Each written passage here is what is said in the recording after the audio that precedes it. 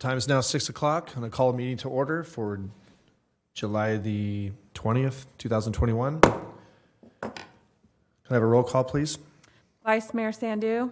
Here. Councilmember Papineau. Councilmember Vandenberg. Here. Councilmember Lozano. Here. Mayor Farmer. Here.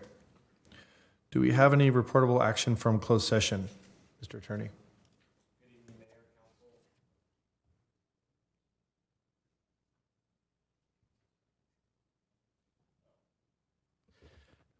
We have council received information and provided direction. There's no reportable action.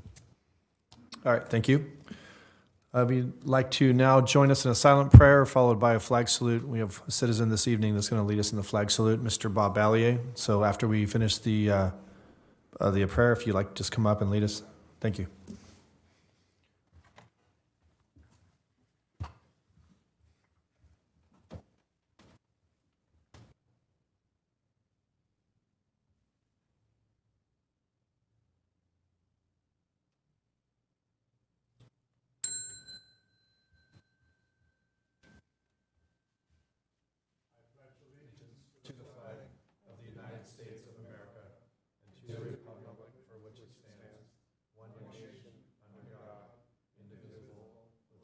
And justice for all. Thank you, sir. Okay, do we have any agenda approval additions and or deletions from council? Do you want me to do the replay statement? Oh, I'm sorry. Yes, please. This meeting of the Galt City Council will be cablecast on Metro Cable 14, the local government affairs channel on the Comcast Consolidated Communications and AT&T Uverse cable systems. The meeting is closed caption and webcast at www.sacmetrocable.tv. Today's meeting will air Friday, July 23rd at 9 a.m. and Saturday, July 24th at 9 a.m. This meeting can also be viewed at youtube.com/MetroCable14. Thank you, Ms. Hubert. All right, item F, agenda approval additions and or deletions. Do you have anything from council? Mr. Mayor, I don't want to pull the item, but I have a question on J7.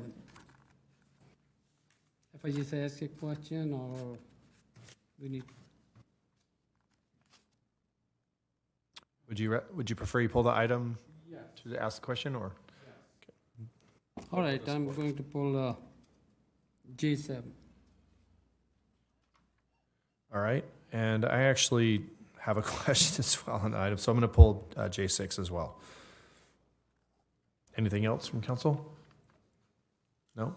Okay. Yes, sir. Push the little button down, right down there. Go. All right, very good, very good. Mr. Mayor, I just wanted to request that I be able to give a COVID update during the city manager's office update later in the agenda.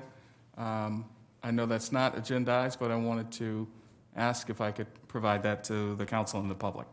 Yeah, why don't we do that under communication? Would that be okay? Or the city manager's office is right above communication. Yeah, I saw that was kind of an odd item, but that either one is fine. They're both right next to each other. Okay, So we'll do that. sure. All right, with no other items, then we'll move on to our presentations this evening. Tonight's presentation is going to be a certificate of appreciation for Dr. Kevin Mackey, presented by our city manager, Mr. Lorenzo Hines. So I wanted to, first of all, bring Dr. Mackey up. And Dr. Mackey is a medical doctor with our Consumne Services District, and he has been pivotal in establishing COVID clinics here in the city of Galt and also reaching out to our seniors. And so what I wanted to do, Doctor, is read you what was on our certificate of recognition, is that the City Council of the City of Galt on this 20th day of July 2021 hereby wishes to present this certificate recognizing your substantial dedication in organizing COVID-19 vaccination events in the city of Galt and arranging mobile vaccine units for our senior citizens community. The City Council would also like to recognize your time and energy in administering the vaccines at these clinics. So, Dr. Mackey, thank you so much.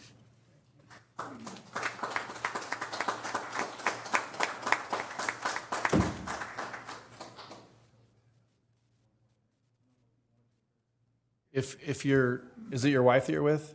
If she'd like to come up and take a picture up here, that'd be fine.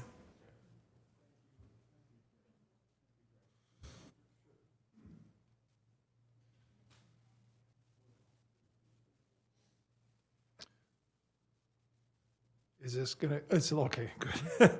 No buttons to push. Mr.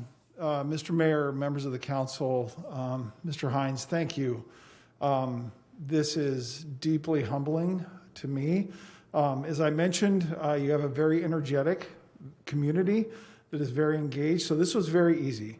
I am just honored and humbled, and so I just wanted to express my appreciation to you, and thank you very much.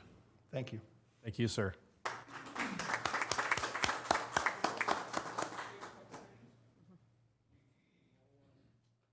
I think we're good, just for their distance, yeah.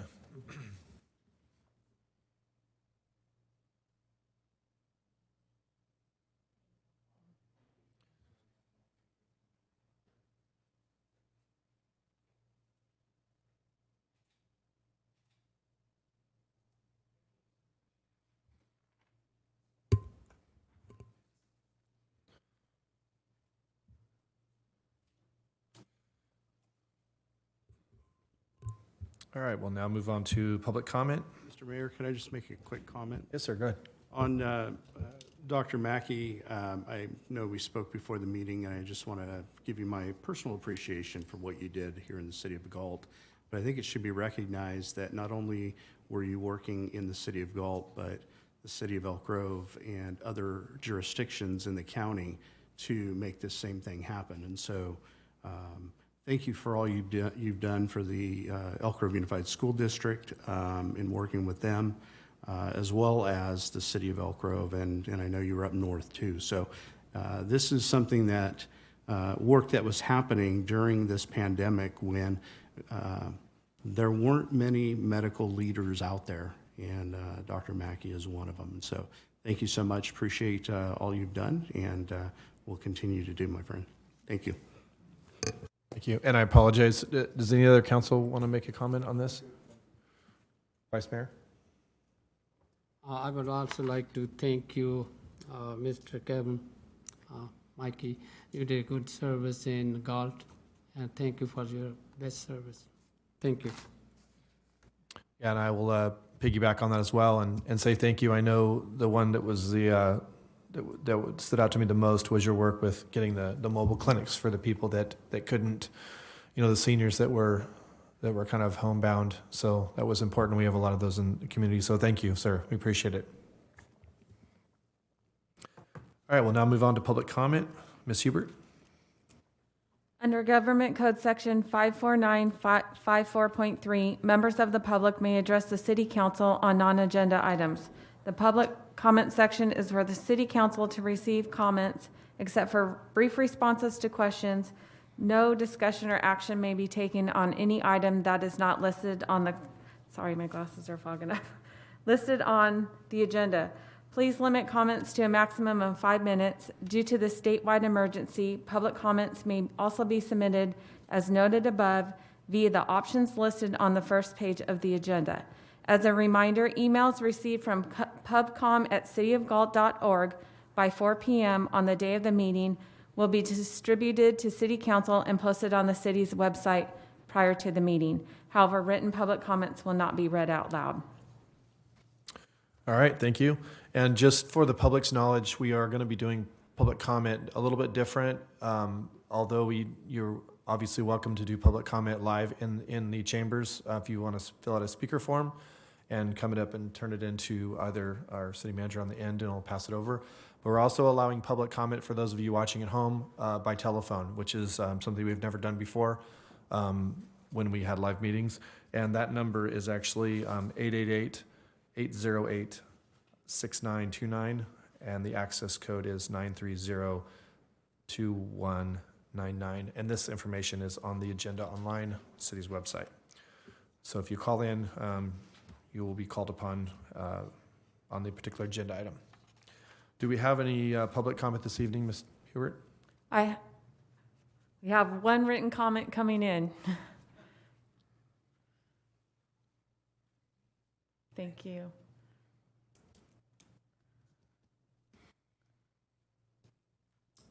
All right, go ahead. Go ahead, Mr. Ballier. I wanted to piggyback on what the council has been telling the doctor, recognizing him for his activities related to the vaccinations, specifically of seniors. So on behalf, as a commissioner as the chair for the Commission on Aging, I would also like to add my voice in thanking you specifically for taking care of the seniors that we all advocate for. Thank you very much. Thank you, sir. All right, do we have any comment on the phone, Ms. Hubert? Are there any public comments on non-agenda items on the phone? And there is a few second delay, so we'll just. Okay, yeah, we will give a few second pause each time we do this. Working through the logistics of this right now. Okay, I don't have any comments. We'll move on to item I, reports by city council members on regional boards, commissions, and committees. Since Councilmember Papineau is not with us this evening, we will, actually, I'm sorry, supposed to start with the vice mayor. Vice Mayor? Thank you, Mr. Mayor. I have nothing to report on regional report. Okay, Councilmember Vandenberg? I have nothing to report at this time. All right, thank you, sir. Councilmember Lozano? Nothing to report. Okay. I just wanted to say I attended it's not actually a commission or committee, but I did attend the event by the Beautification Committee this last weekend, the community cleanup. And I wanted to thank our department head, Craig Hoffman, for coming out again and participating in that. He's participated in several of these now, so I want to just thank him. All right, so moving on.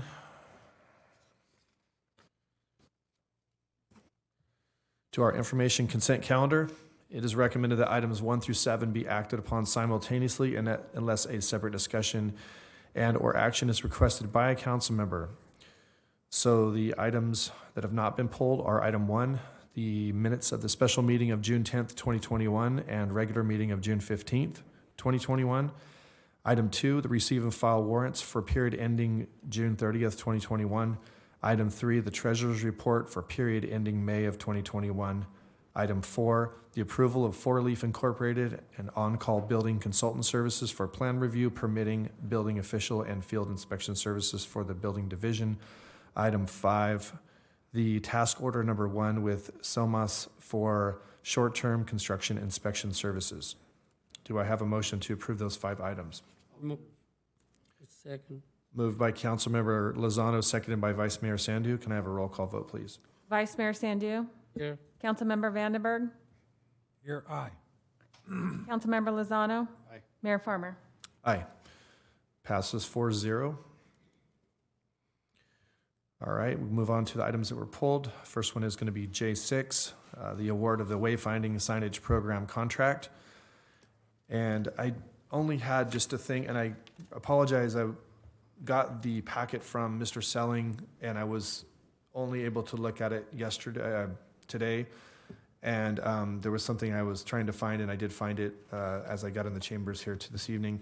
I just wanted to point out, because if we prepare to pass this and award this contract, that there was a discrepancy on one of the signs in reference to the signs, the verbiage on the signs. It actually has the digit 4, like fourth, instead of FOURTH, which is how it's actually spelled on our street signs. And I know that's weird because growing up on 5th Street, I always used 5 for my address instead of saying 5th, but it technically is 5th. So I just want to make sure that was addressed. Yeah, Mayor Farmer, that is correct. Those streets are actually spelled out and not just the numerals. So that's the kind of thing that we will go through with each sign. We'll approve the design, the layout before they manufacture the sign. Okay, that's the only thing I had. Other than that, is there any other council member that has any comments on this item? Okay. Do I have a motion to approve item 6, the award of the wayfinding signage program contract? Mayor, if I may, just public comment. Oh, yes. Sorry, sir. Thank you. Public comment. Do we have any, Ms. Hubert? Any public comment on J6 on the telephone?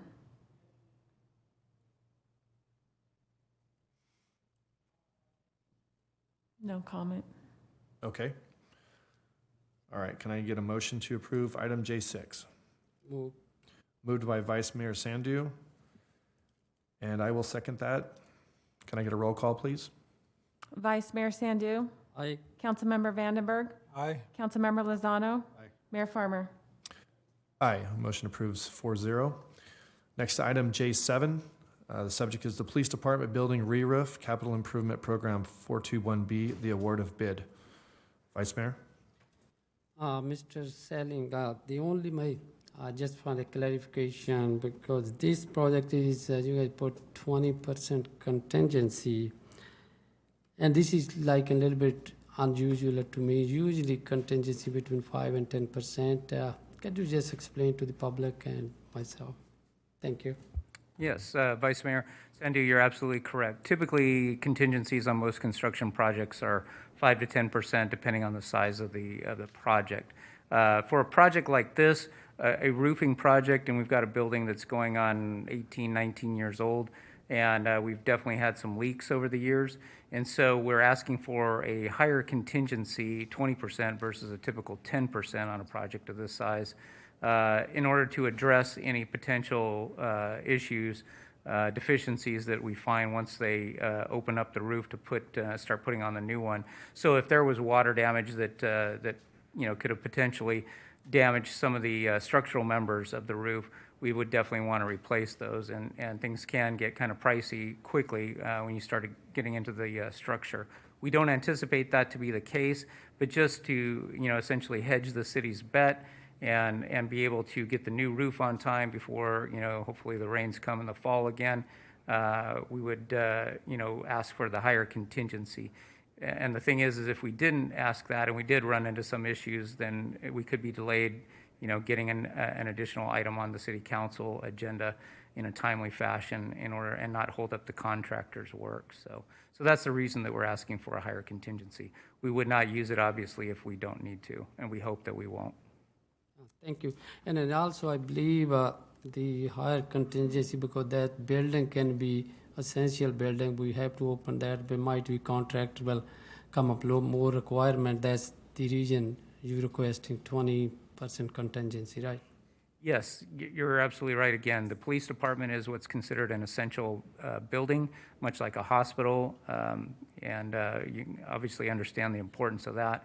And so we definitely want to be able to quickly address any issues that may come up, should they. Thank you. I actually had some questions regarding this item since it was pulled. So I noticed we had 3 options that were presented, option 1 being the highest and option 3 being the lowest. And staff is recommending that we go with the middle option, which is what I would probably expect to try to take a little bit of a conservative middle road approach to this. But in reading, and I know, Mike, you and I had a little bit of a dialogue, and you were going to have someone maybe elaborate on some information should this item come up. The two lower bids, or the 2 lower options, should I say, included a different type of product called TPO versus the most expensive bid, which was for a different type of product. And my question is, although each of the 3 options that we were presented with all have the same workmanship warranty of 5 years, they do differ a little bit in the manufacturer warranty, the lowest being 15, the next being 20, and then the highest being a 30. What I would like to know is 2 things. One, what is the difference between the product that's different than the options 2 and 3? And well, first let's start with that question. Do you have that information? Yes. So options 2 and 3 both are specifying a product that's called a thermoplastic polyolefin. And so that is and you can see, well, not everyone can, as the staff report indicates, the option 3, the cheapest option, is a 15-year warranty, 5-year workmanship, as you noted, but it's only a 60 millimeter thick membrane that's put on the roof. So thinner membrane, as opposed to option 2, which is an 80 millimeter, again, polyolefin material. And those materials tend to, over time, from the sun, from the UV, ultraviolet of the sun, tends to potentially cause cracking and where you can have leaks from that cracking. The material tends to harden over time. It loses its plasticity, if you will, its elasticity. So the option number 1 item, which is the thickest, it's 260 millimeter membranes, and that is what they call a key, which is a ketone ethylene ester, KEE is what it is. And so that is, it uses a different type of material, and I gotta check my notes here real quick. But this uses, it's a polymer that's modified from PVC, and what it does is it's a much more pliable, holds its elasticity over time much better, so it's much more resistant to the UV of the sun, and so you don't get that cracking and potential for leaks like you do with the other olefin material. So that's really what you're paying for, is just a higher grade, more elastic type material. And it's also easier when you do, if you did have a penetration, you put in, maybe an antenna or something on the roof that has to, go through the roof. It's easy to weld. They do like a plastic welding process to seal it back up. Whereas if you have a leak on one of the olefin materials, you have to use a more adhesive type material. You can't weld it. So it's kind of like a tape, if you will. And that also is, again, not as good, subject to the UV, so you don't get as good protection. So the KEE material is definitely, the higher quality material over a longer period of time, and hence you get the 30-year warranty versus a 15 or a 20.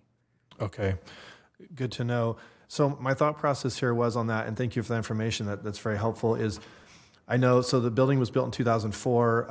At the time it was built, there was an expectation for the current roof to be 20 to 25 years. We currently obviously did not make it to that. The roof's been leaking for at least a couple of years now. So when I see manufacturer warranties 30, 20 years, I mean, you got to take those with a grain of salt. I mean, is it really going to be 20 years? You probably should assume maybe 15. So the reason I bring this up is because to go from option 2, which I greatly appreciate staff, very cognizant of money. Obviously, we want to make, the wisest decision. But this is a pretty big expenditure as far as something that's been in need for a long time. We want to do what, in my opinion, is the best bang for the buck. It basically, we're looking at like a 28%. For 28% more, we're getting what sounds like a far superior product, and we're getting a 10 additional years on the manufacturer warranty. Now, again, I know that's we're talking about $100,000, but we're when you're getting ready to spend almost $500,000, to try to get maybe a 20-year warranty out of what I would consider an older product that's been used in the past, is what I kind of found from my research on the TPO, is what's been mainstream, whereas this other product is more like where the industry is kind of moving to.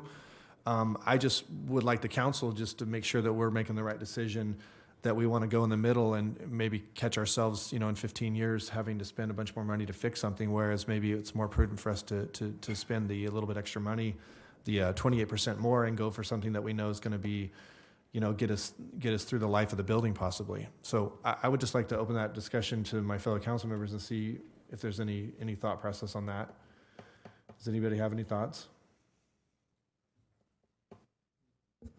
Mr. Mayor, dollar per year spent would we gain in what the mayor has presented? It's hard to predict, but what I would say is, as the mayor indicated, you're looking at about a 28% additional cost of around $130,000 or so, and you're getting 10 additional years. So 10 additional years on 20 is a 33% gain. So, you're 25% more money, you get a 33% more, lifetime warranty. So there's a little bit, in the city's favor from that perspective.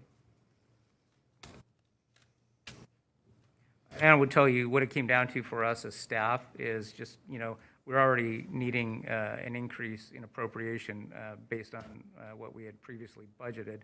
So looking at, just what's the best bang for the buck, so to speak, given the city's budget constraints, that's the reason that staff is recommending option 2. If I didn't have that budget constraint, I'd likely be recommending option 1. Thank you. That was my next point I was going to ask. That's all I have. And I know the life of the building. I mean, I think Mike, you and I were talking about what's the life of the building. Like, do we want to spend? Is it prudent to spend money on something to get a 30-year warranty if you don't think the building's going to be there in 30 years? I mean, if we were talking about maybe the Littleton Center or something, or another older building, City Hall or something, it would be a different discussion. But I mean, the building was built in 2004. I would expect it's going to be there probably another 20. I mean, 30 is, I don't know, but that's the only reason I brought it up. I just want to make sure that we're making. Because, I mean, it sounds like a lot of money, but in the grand scheme of what it costs to put a roof on here and how often we do that, I just thought it was worth discussing. But if it is, I understand, we are in a budget constraints, and I just don't want to be penny wise, pound foolish is all. So I don't know. I would actually like to, I appreciate Jay's comments. Is there any thoughts? Is the council want to stick with what staff, Rich or Paul? Yeah, I'm happy with option 2. I think we can't forget the 10% contingency, that, there's another $100,000 for what if, when they peel the layers back. And I don't know if it's possible or not, but I've been around construction a little bit, and I know that sometimes contingencies aren't enough either, once you start peeling stuff back. So I'd be happy with option 2. Vice Mayor? I'm happy with the option 2 because, I'm the option 1, everybody like it, but we have to look at the budget. That's the only reason I'm towards option 2. Thank you, sir. Any last thoughts? Councilman Vandenberg? No, I agree with the vice mayor. Okay. All right. Well, I will go with the feeling of the council then. So with that being said, do we have any further comments on this item? No? Do we have any public comment on this item? No written comment. Let me check. Any public comment on J7?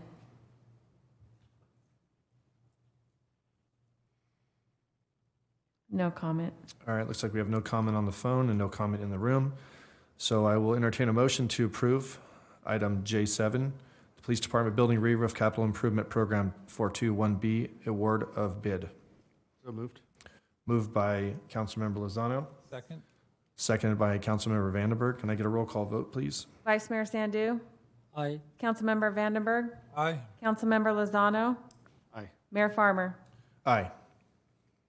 Motion approves 4-0. Okay, moving on to item K, scheduled matters, notice of public hearing. Our first item this evening is going to be subject Northeast Galt Landscaping and Lighting District public hearing, approving the engineer's report, confirming the assessment diagram and assessment to be levied, and the levying the annual assessments for fiscal year 2021 through 2022. I will refer to my scripts here. Hang on a sec.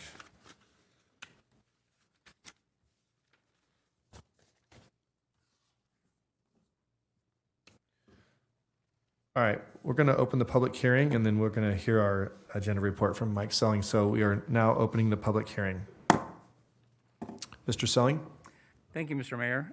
This item is for the Northeast Lighting and Landscaping District. Annually, the city is required under the statute that governs that district to do the assessment for the fees charged to maintain the district. Mr. Bill Forrest is here and will make the staff report.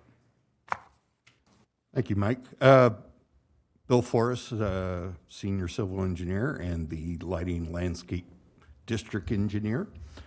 First item before you is their Northeast Galt landscaping district. Next slide, please.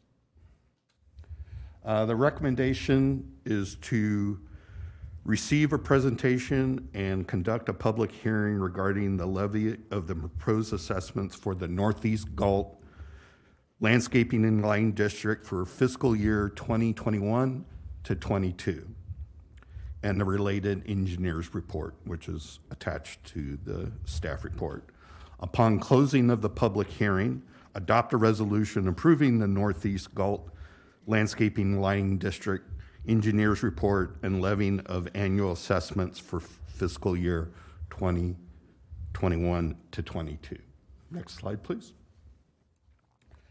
This is the district, predominantly the northeast area.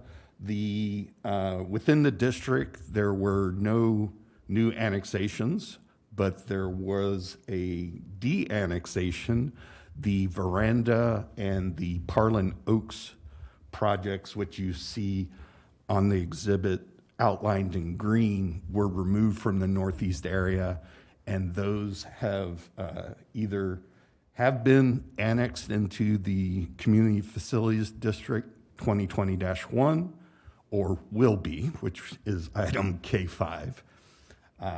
Next slide, please.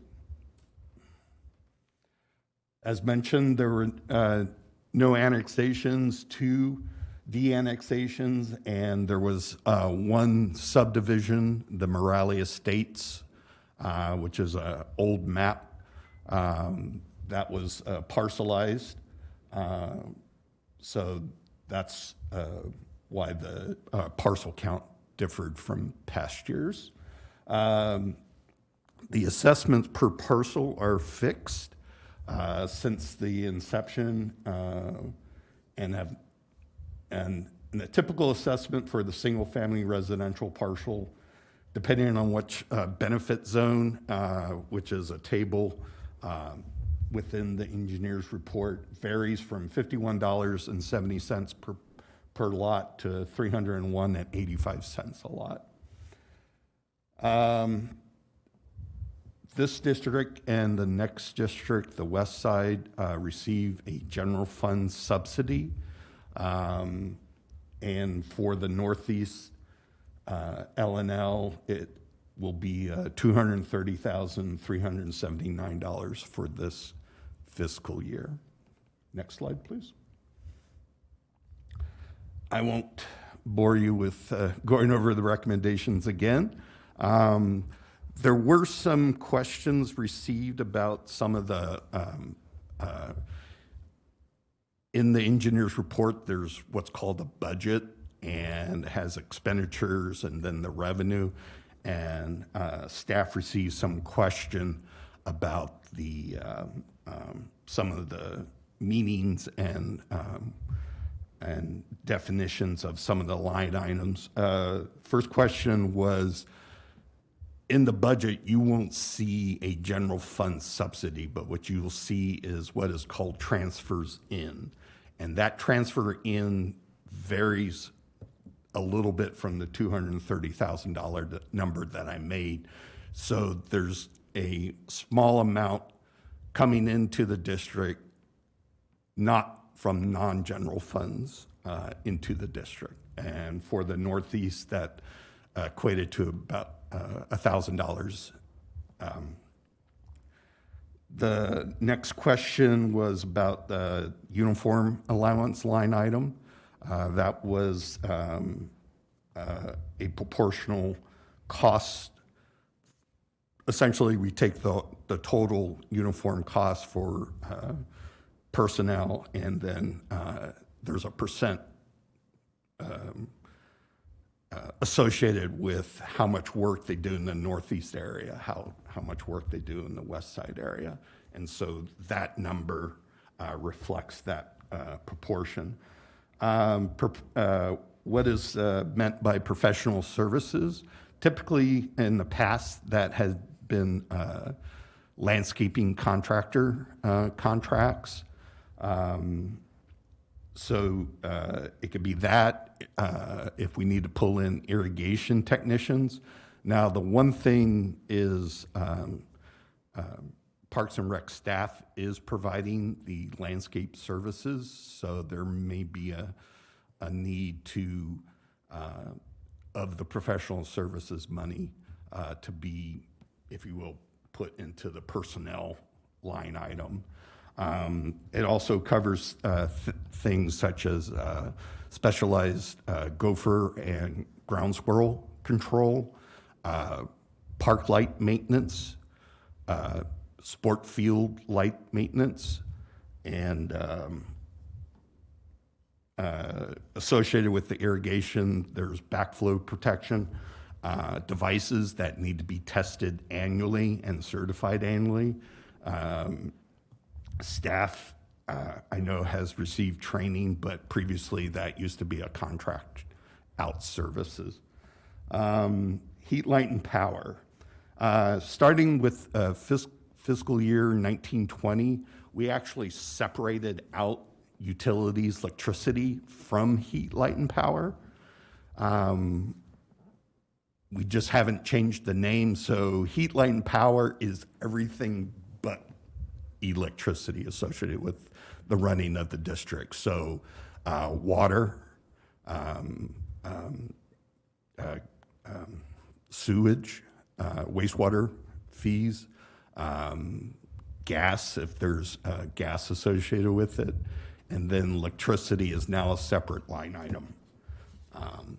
We just haven't changed the name of that budget item. Solid waste disposal is for the solid waste franchisor, Cal Waste, to pick up collected waste from parks and recreation and landscape areas within the various districts.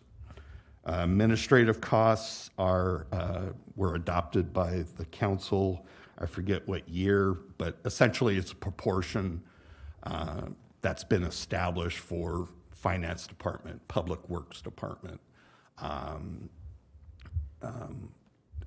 associated in a proportion to the work done for each district. So I just wanted to go over some of those questions, and those same responses apply to all three districts. The numbers may vary, but particularly the definitions. So with that, I turn it back to the mayor. Thank you, Mr. Forrest. Do we have any comments before we go to public to see if there's anybody on that wants to speak on this item during the hearing is open? Do we have any council discussion on this particular item? So I just want to make a quick comment. I know this is a topic that comes up in the community from time to time, and about these lighting and landscape districts. It's no secret that these districts are something that need to be addressed at some point. This council is very cognizant of that, and we are currently, trying to think of ways that we could remedy this. This is, for those of you who don't know, these lighting and landscape districts are basically underwater, which is what the subsidy that Mr. Forrest referred to, somewhere roughly at $300,000 between just the east and the west side. And I've had comments, many comments sent to me via email and from citizens asking, why are we not getting, sufficient level of service at this particular location, so on and so forth, whatever, ongoing conversation about that. And I just wanted to just make a quick analogy for those that happen to be watching. You have to think of it. So these landscape districts they have no cost of living. There's been no increases since 1996 when Proposition 218 made it impossible for us to raise those. So what these districts started out raising is no longer covering the cost. So think of it as like having a lawn guy that started mowing your grass in 1990, and whatever that cost was, you're now still paying him that cost. And is he still mowing the grass? Yes. But are you getting the level of service that is fair for what things cost now? No. And so although these monies are still used to do those those services, it's not to the level that some would like, and we acknowledge that. And so I just wanted to bring that up and tell the public about that, and so that people can better understand what these districts are, and that we need to find a solution for them. So do we have any comment on this item? Any public comment on K1 on the telephone?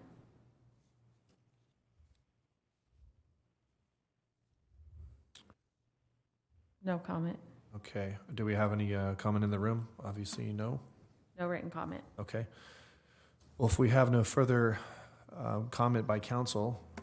Mayor, Yes, Mr. Mayor, may I have a, just for the clarification, Mr. Forrest, thank you for giving us that engineering report. This assessment we doing every year, right? Correct. Okay.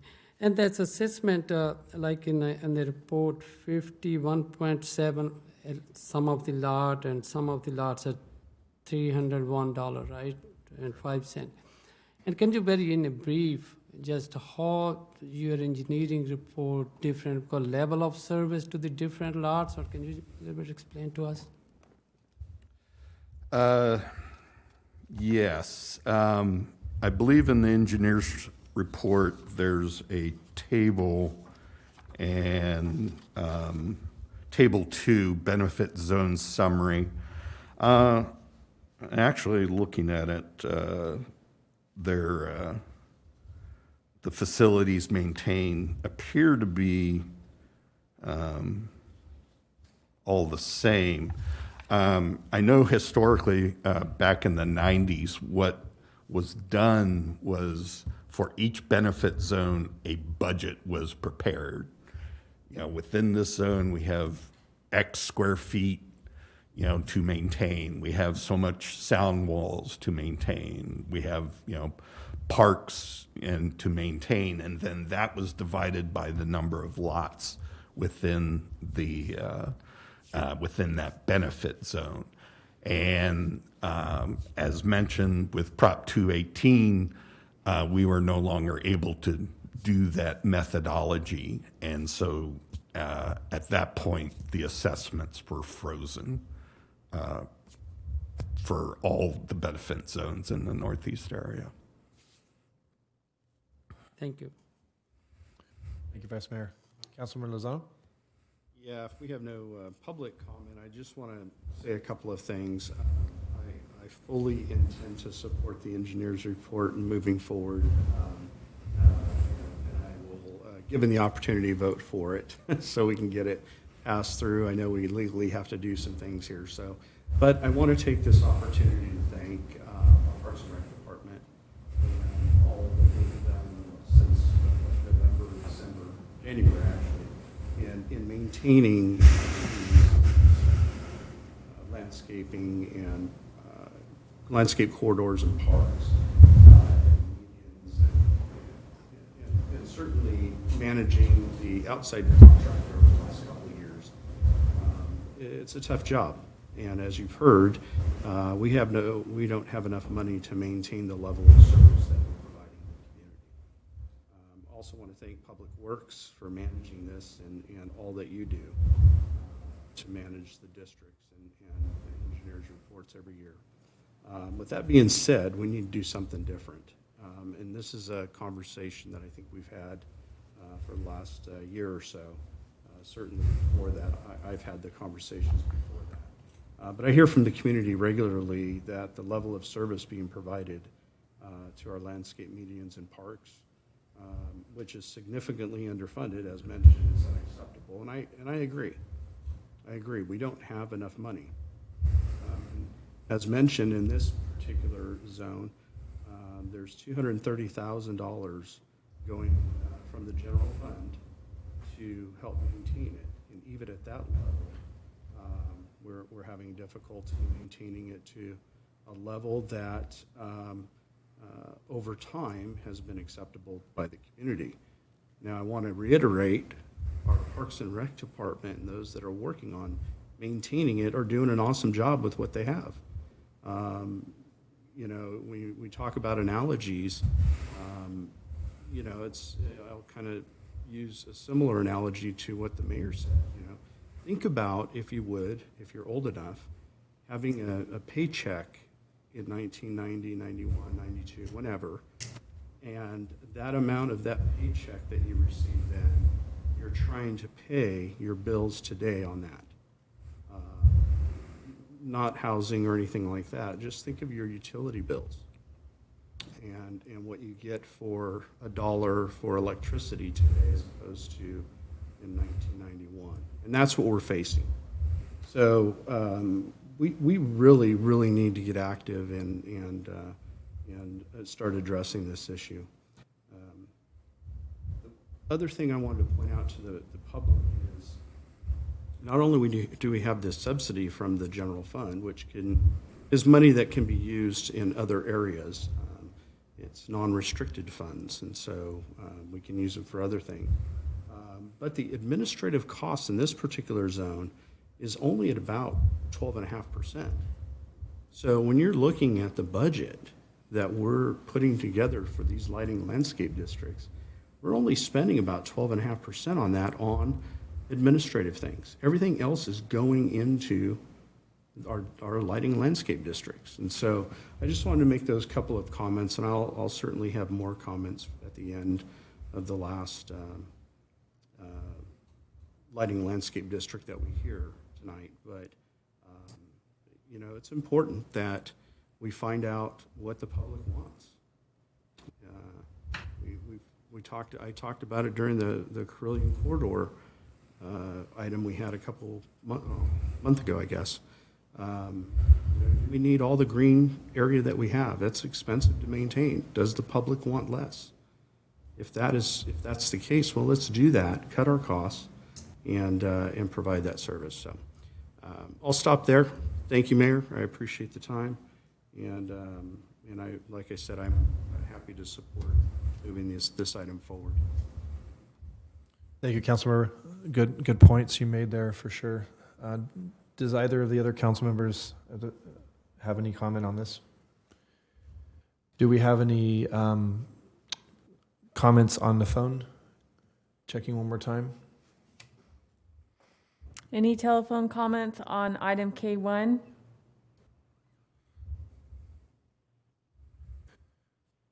No comments. Okay, well, with that, I'm going to now close the public hearing. And looking for a motion to approve the item K1. Flipping back through my pages here.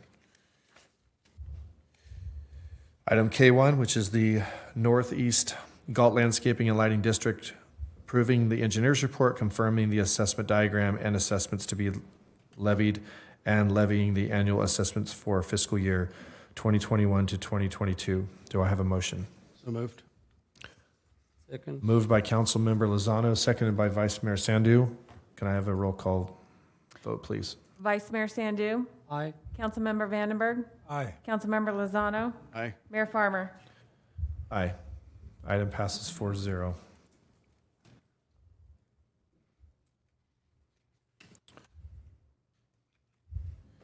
All right, moving on to our next item, item K2. Subject is going to be the West Side Galt Lighting Landscape Maintenance District, 1990-02.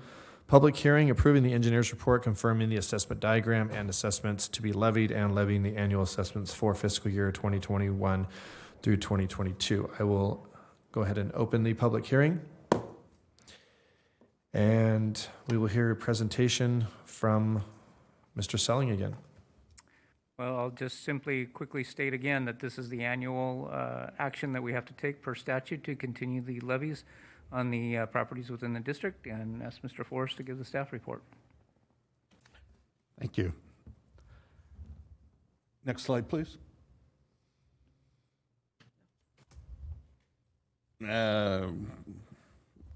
I'll skip the reading and save it for the last. Next slide, please. As mentioned, the west side is on the west side of Galt. I can't say exactly on the west side of Highway 99 because there you see the magenta color on your exhibit is the West Side District, and there are some areas just on the east side of Highway 99, most particularly off of Amador and Carroll Drive.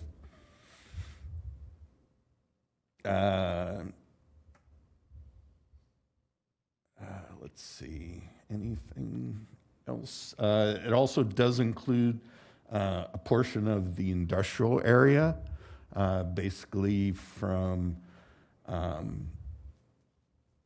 Live Oak South to now L&L Wood Products, which is the northmost parcel.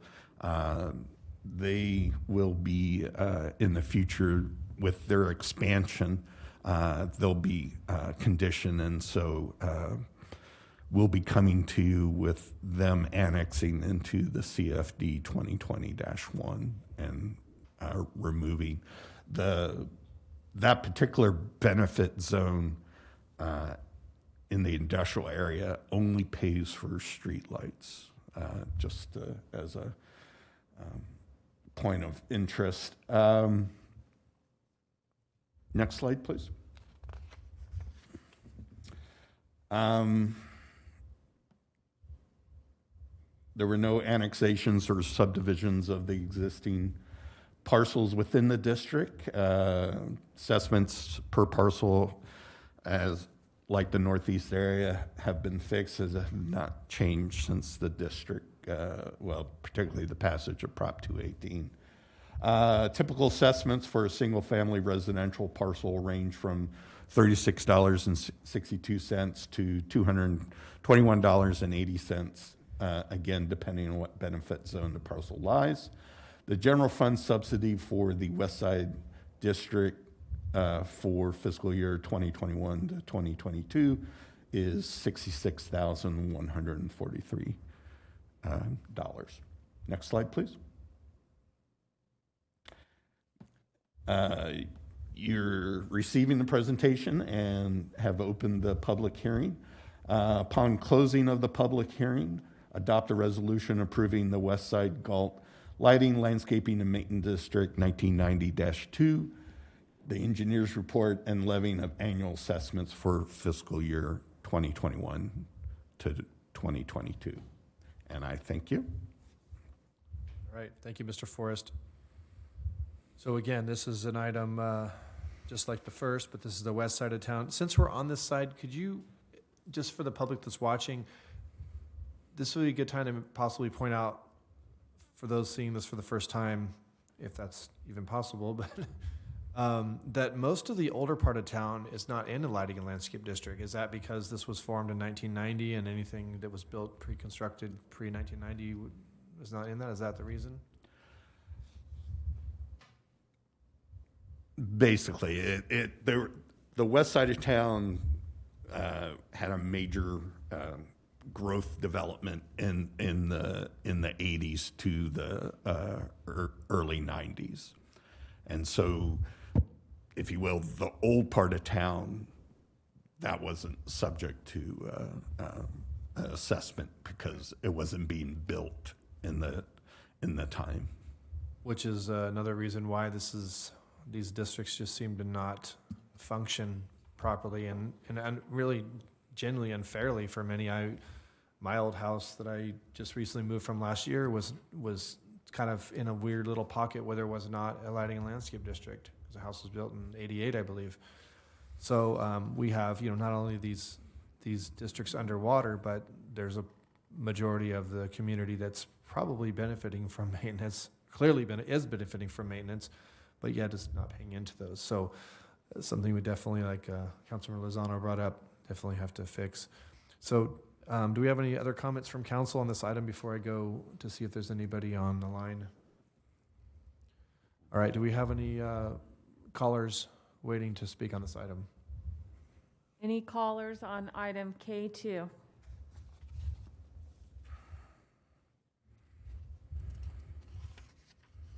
No comment.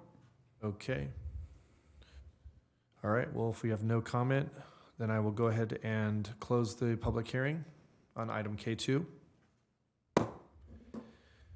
And are we looking for a motion to approve the West Side Galt Lighting Landscape Maintenance District 1990-02 public hearing approving the engineer's report confirming the assessment diagram and assessments to be levied and the levying of the annual assessments for fiscal year 2021 through 2022? Do I have a motion? So moved. Moved by Councilmember Vandenberg, Second, seconded by Vice Mayor Sandu. Can I have a roll call vote, please? Vice Mayor Sandu, aye. Councilmember Vandenberg, Aye. Councilmember Lozano, Aye. Mayor Farmer. Aye. Passes 4-0. All right, moving on to our third item is the City of Galt Landscaping and Lighting District Number 3. Public hearing approving the engineer's report confirming the assessment diagram and assessments to be levied and levying the annual assessments for fiscal year 2021 through 2022. Go ahead and open the public hearing for Lighting Landscape District Number 3. And we'll hear the report from Mr. Selling. Yeah, and once again, this is the annual action that the city must take per statute in order to continue the assessments on the properties within the district, which are the primary source of revenue to fund the activities. With that, I'll give it to Mr. Forrest again. Thank you. She read my mind. The Lighting Landscape District was formed in 2005. This district does have a cost of inflation factor built into it. For the past year, the CPI that is identified in the engineer's report increased 1.43. The engineer's report identifies that if the CPI inflation factor is less than 1.5, we are able to charge that minimum percent. So the assessments for this district reflect that detail.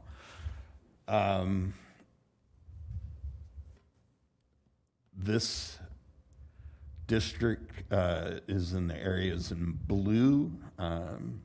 This is truly a West Side district, as identified in the engineer's report.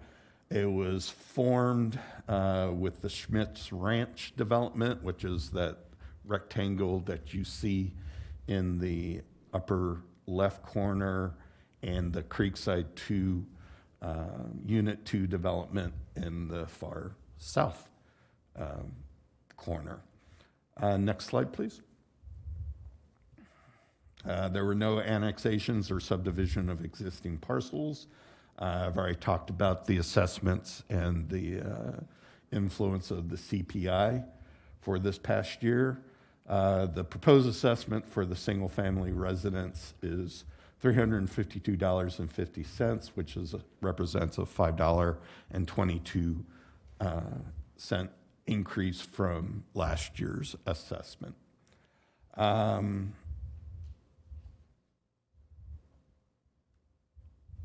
The last bullet item is that the expenditures are projected to exceed revenues by $29,000 approximately, and this district had built up a fair reserve, and so that difference will reduce that built-up reserve. This district with the does have the inflationary factor. I think the problem mostly with it is economies of scale, in that we have fairly small subdivisions scattered throughout on the west side. So there's not that mass that you saw, for example, on the northeast area exhibit. So we just wanted to point out to you that particular detail. It does not receive a subsidy from the general fund, unlike the other two districts. Next So, slide. I do have a question for you, Mr. Forrest. Is Is this one not affected by Prop 218 because it was formed after Prop 218 passed in 1996? Is that why? Correct.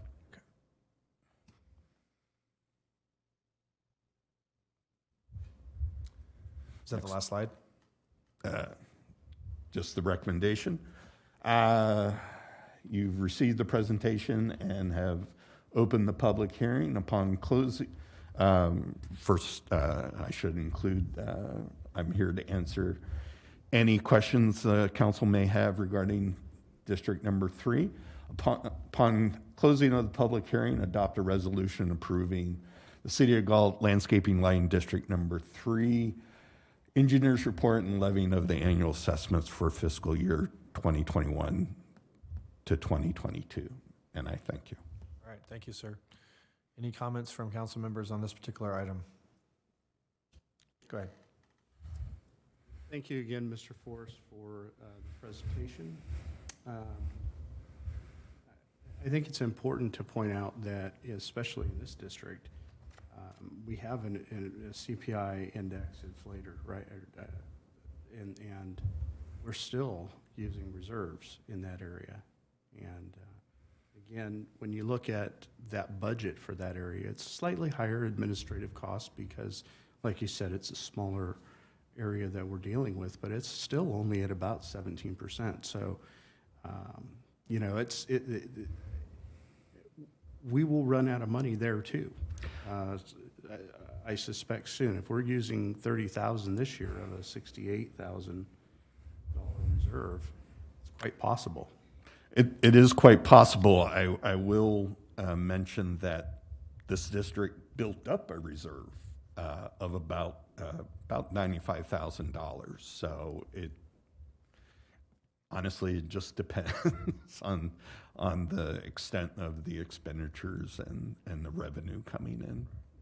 Well, and I think that, I mean, for those that have went out to buy a stick of wood here recently and paid, I've paid almost $7 for a fence slat, a 5-foot dog-eared, 4.5-inch wide slat.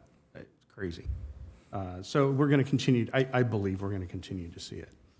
I just want to point out a couple of things real quick, just some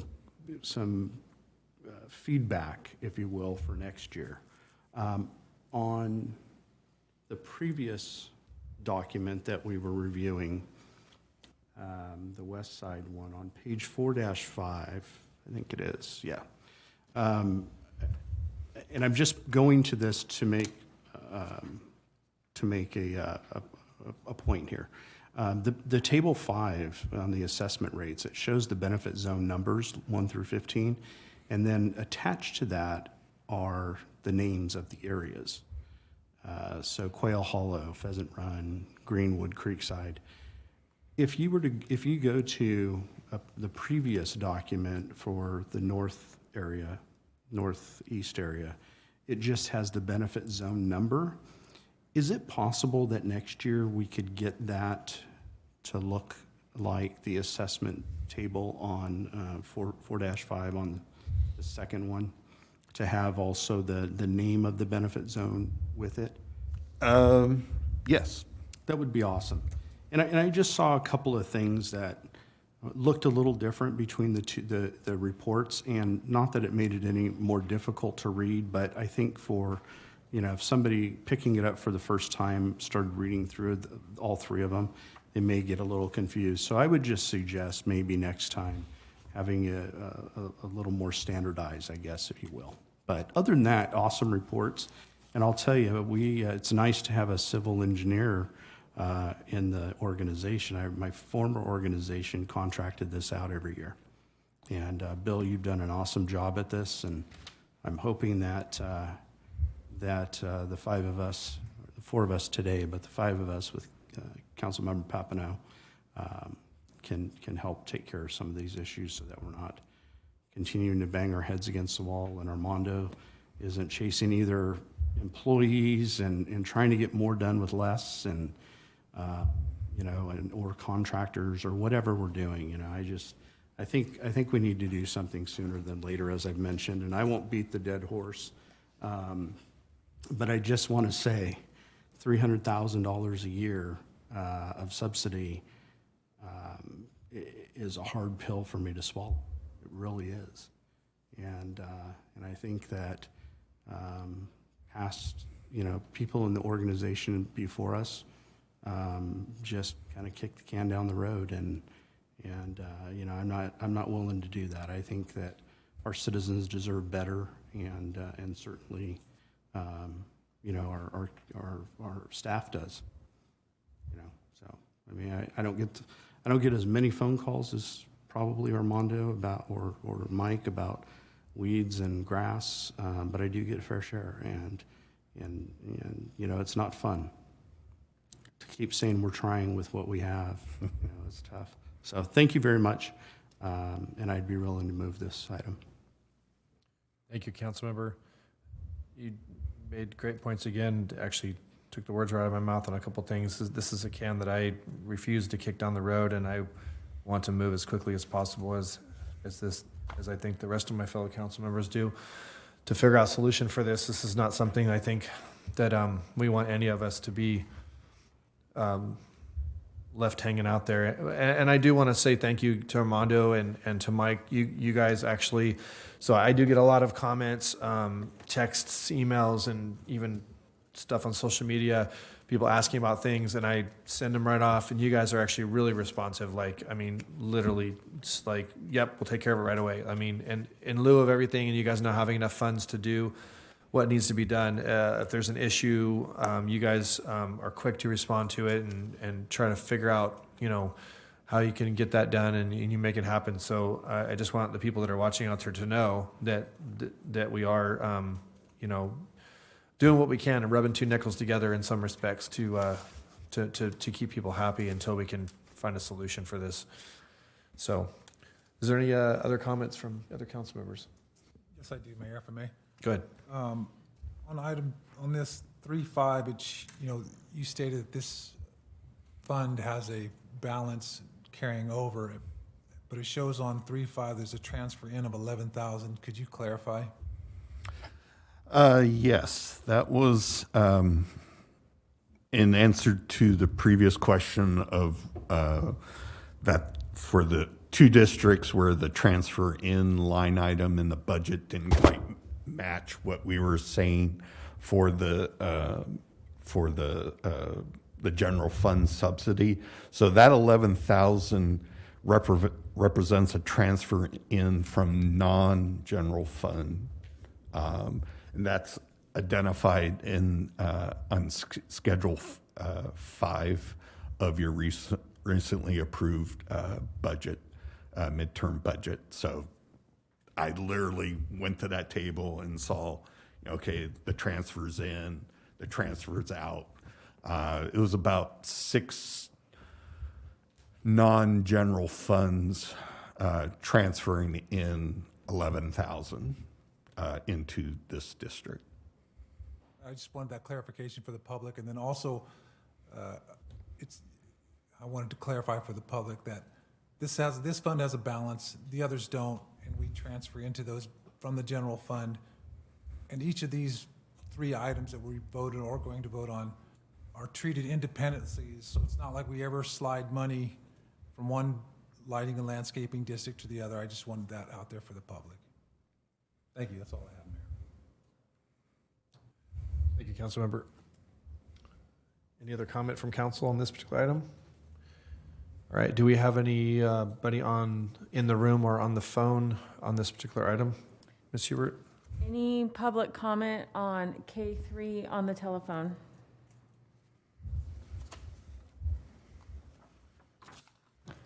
No comment. All right.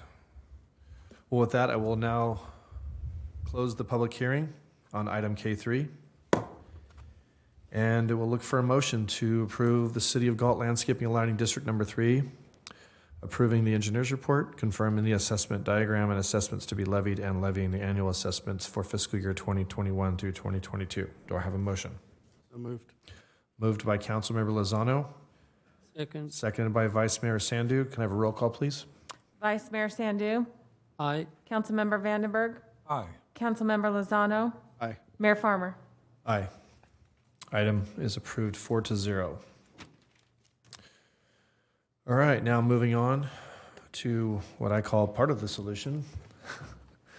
Item K4, which is the annexation of territory to the Community Facilities District number 2021-1 Public Services, specifically the annexation of number 4, Cardosa 2.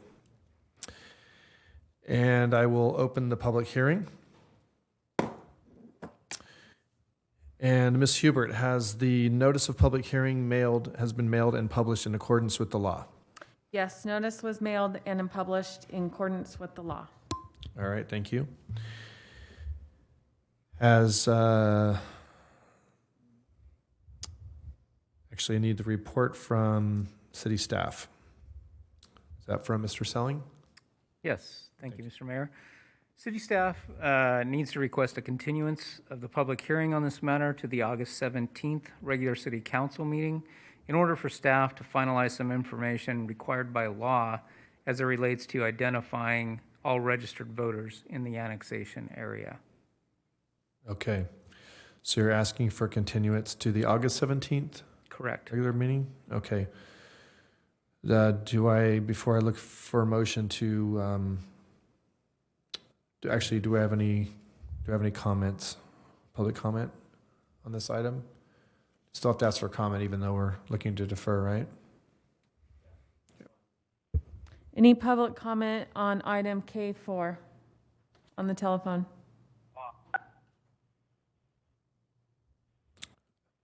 No public comment. Okay. I will go ahead and close the public hearing. Mayor, actually, sorry, don't close the hearing. Do the defer- Because okay. if we continue it, then we don't have to, it makes the notice process simpler. So just hold it open and continue it to the August 17th meeting. Okay, so no closing even after we do the motion and vote? Okay. All right, thank you. Okay, well, I'm looking for a motion to defer this item to the August 17th regular city council meeting. Move. Moved by Vice Mayor Sandu, seconded by Councilmember Lozano. Have a roll call vote, please. Vice Mayor Sandu, Aye. Councilmember Vandenberg, Aye. Councilmember Lozano, Aye. Mayor Farmer. Aye. Motion approves 4-0.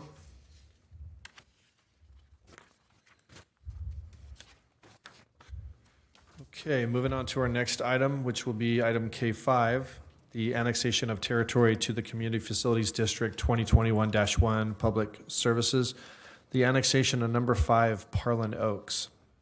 We'll open the public hearing. And I will ask the clerk if the hearing was mailed and published in accordance with the law. Yes, notice was mailed and published in accordance with the law. All right, thank you. All right, we'll now hear the report from staff. Good evening again, Mayor Farmer and council members. This item is to consider annexing the Parlin Oaks residential development into Community Facilities District 2020-1. Mr. Bill Forrest will provide the staff report. Thank you. First, I'd like to apologize for dominating the agenda on the first open council meeting, and I forgot how cold it is to sit here underneath the staff table. But thank you. The Parlin Oaks subdivision is at the southwest corner of Carillion Boulevard and Walnut Avenue. It's a high-density residential project, private streets, about 200 or so single-family lots, very similar to the Elliott Homes development on the kitty corner, the Veranda project. Parlin Oaks does include a multifamily, 80-unit multifamily unit that's located more to the east, close to Carillion Boulevard. Just as mentioned, this is the attempt to address the inherent issues with the lighting landscape district. It's also combining a previous CFD 2005-1, which was a public safety. And so this district, there are three components to the assessment in this district. The first one, special tax A, is for public services, not only including police services, but also city government services being provided to the district. Special tax B is particularly to the Cosumnes Community Services District Fire Department. About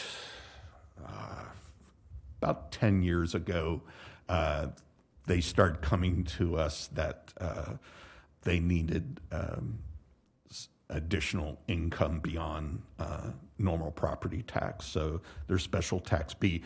The last element is special tax C, which is, if you will, is the maintenance component and the successor to your lighting landscape district typical things. There will be CPI factors included in future assessments. For this particular district, compared to the previous annexations that you've seen, the special tax C is relatively small compared to the other subdivisions. And the main reason why that is the special tax C included a pavement maintenance portion. And since the Parlin Oaks development is a private street development, now the homeowners association associated with that will be responsible for the maintenance of the private streets. So, and they're also taking over the maintenance of the frontage landscaping along, well, there is none along Walnut right now, but there is some along Carillion. And when Parlin Oaks is fully developed, that landscaping will be on a private parcel and to be maintained by the homeowners association. So that's why if you compare the special tax C for Parlin Oaks, it's a factor smaller than what you may have seen or noticed on the previous annexations. With that, I conclude any comments and I welcome any questions. Thank you, Mr. Forrest. And for those of you that always ask what's going on the corner of Carillion and Walnut, this is what we're talking about. This project is that project. We get that question a lot. So I know Mr. Hoffman's not in here right now, but I just wanted to just make a comment about this because we're talking about this project. As you mentioned, this has an HOA associated with this project. This project, contrary to what a lot of people believe, this contract is not. This is a market rate project. This is a high density project, yes, but it's not a market rate. I mean, it's not something designed to be low income subsidized, Section 8 or anything like that. This will be a market rate project. It has an HOA. It's a gated facility because it has its own streets inside and everything. So there's a myth going around, or there's a perception that this project is somehow, low income, meaning going to be bad for the area and neighborhood. So I just would like to just debunk that for those that are watching. So, and this is an example of, I know we didn't talk about the previous one, but these CFDs that we're talking about tonight, this is something for those that have been paying attention and watching meetings over the last 16 months on Zoom. This is something this council has been systematically doing, is putting these we have two new facility district that we've been putting all the new developments into one at a time, slowly and surely. These are not creating districts that people live in yet. These are all the new developments that are coming online. Basically this is development paying for itself. This is an example of how things should work, not like the L&Ls, which are broken, but these new developments will be contributing their fair share to police, fire, landscaping, road maintenance, all those things through the two fees that he mentioned. And so this is part of the solution. This is something we've been working on for a while, and this is a part of that solution of fixing those L&Ls. And so we're moving, fixing things moving forward. And then now we need to, look back and correct the others. But I don't have any questions for you specifically. I just want to make those statements for those that may be watching. Do we have any comments from the council on this particular item? Do we have any public comment in the room? Looks like we have one. Sir, bring that up. You just hand it to Mr. Splendario there. Please state your name and where you live. Michael Harlan, representing Blue Mountain Communities, the proponent of this project. I actually live in Carmichael, down the road. I just wanted to thank staff, Bill, and City Council for all their help in bringing this project forward. Mayor Farmer, I appreciate your comment about the affordable and clarifying that for the public. And just one more time, Bill, thank you very much. That's all I have. Thanks. Thank you, sir. And actually, seeing Mike reminds me, on page 2 of the report, the second paragraph, the very last sentence talks about this land is owned by Richmond American Homes of Maryland Incorporated, a Maryland corporation. That is the previous item that we continued. This is owned by Walnut Drive, Galt, Incorporated. So it doesn't affect anything else, but I did want to correct that that mistake that I put into the copy and pasting. Okay. Well, thank you, sir, for speaking. I appreciate that. And you've brought a product to Galt. We haven't built an apartment complex in probably almost 40 years in this town. So although some people are not fans, I think it is definitely something necessary. And I appreciate you putting the sign up out there now that shows what's being there. It's diverted a lot of questions. So thank you, sir. Appreciate that. So do we have any other comments on the phone regarding this item? Any public comments on K5 on the telephone?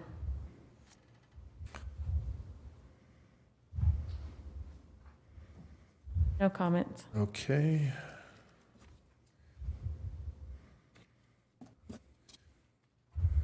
All right. Ms. Hubert, have any written protests been received? No written protests have been received. All right. Ms. Hubert, have there been any persons that are registered to vote within annexation number 5, Parlin Oaks of Community Facilities District 2021, and if so, the number thereof? No, the County of Sacramento Registrar of Voters has certified that there are no registered voters within annexation number 5, Parlin Oaks of Community Facilities District number 2020-1. Okay. Ms. Hubert, are the owners of any taxable property in annexation number 5, Parlin Oaks of Community Facilities District number 2020-1 has consented to holding the special election on July 20th of 2021? Yes. All right. Are there any further comments online or on the phone? Excuse me. Any public comments on K5?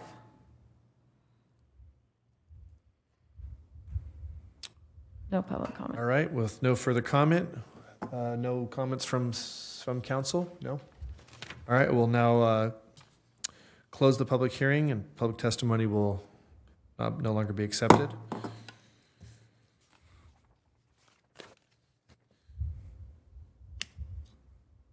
All right, Ms. Hubert, do you concur that the special election was held on July 20th of 2021? Yes.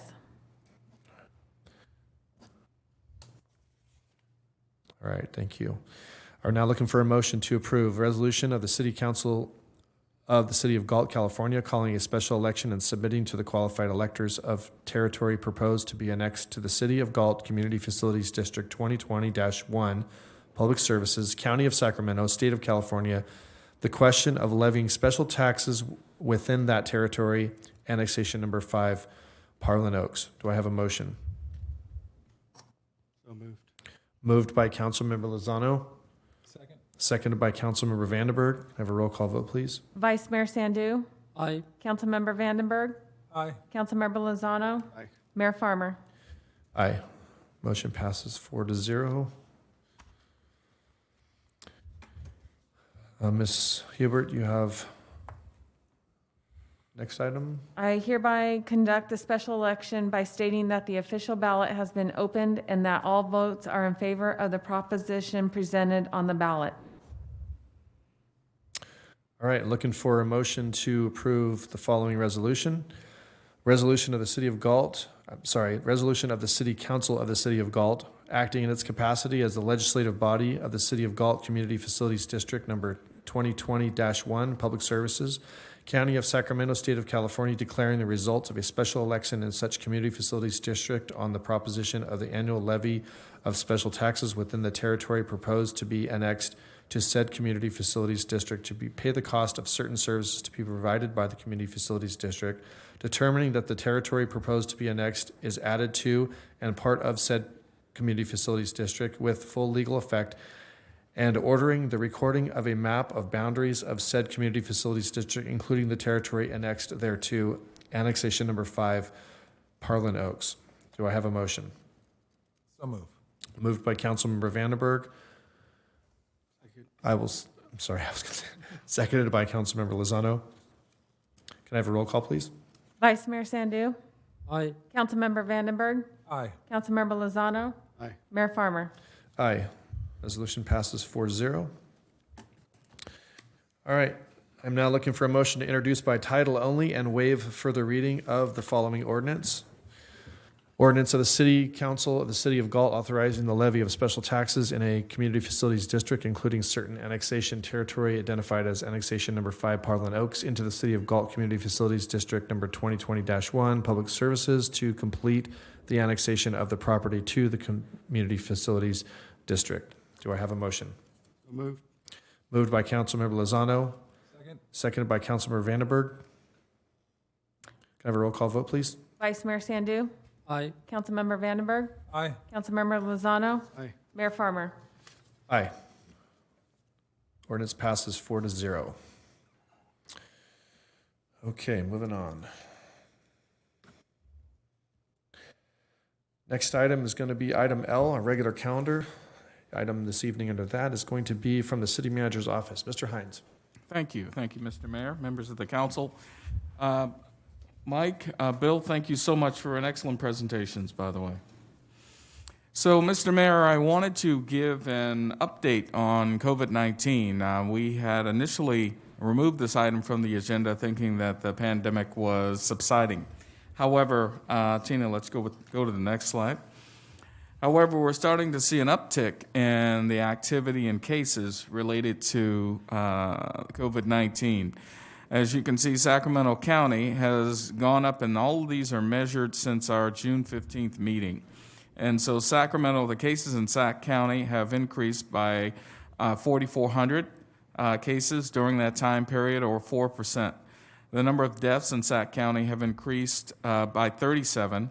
Here in our city, in our area code, our zip code, the Galt number of cases here in our zip code has increased by 70 between the last meeting and this meeting. It's about 2% of our population. Luckily, we haven't lost any souls to this pandemic during that time period.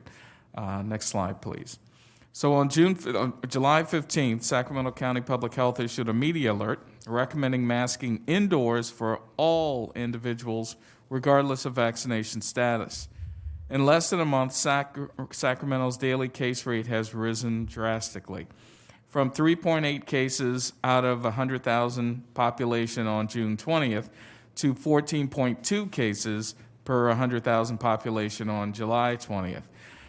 The increase in daily cases is in part due to the highly contagious Delta variant. And according to Sacramento County Public Health Officer, those who have not vaccinated or who are not vaccinated or only partially vaccinated remain highly vulnerable to this variant. Next slide, please.